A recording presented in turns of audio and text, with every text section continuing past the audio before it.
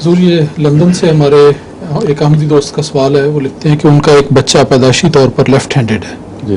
और डॉक्टर कहते हैं कि ये एक तभी अमर है, इसको बदलना ठीक नहीं। बदलता कौन है इसको? कहते हैं इस्लामी नुक्ता नज़र से बच्चे को हम कहते हैं कि बाएं से इस्तेमाल नहीं करना, दाएं से नहीं, वो दुरुस्त है, लेकिन ऐसे लोग जो लेफ्ट हैंडेड हों वो दाएं हाथ से खाना सीख लेते हैं, बाकी काम सब बाएं हाथ से करते हैं। और ये फिर उनको उसूल बनाना पड़ेगा कि गंदी चीज उठाओ तो उससे उठाओ, हम बाएं हाथ से नहीं खा सकते, राइट हैंडेड हैं। बसा औकात बाएं से चीज उठा के अगर किसी को याद ना हो तो मुंह में डालने की हाथ उठता है। ये वहम है लोगों का कि बदल गया है मामला।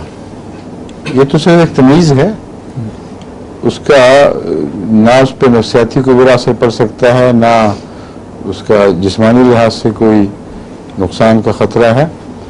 वाक़या ये है कि आप राइट हैंडेड होने के बाद अपने ऊपर उसको इतलाक करके देख लें।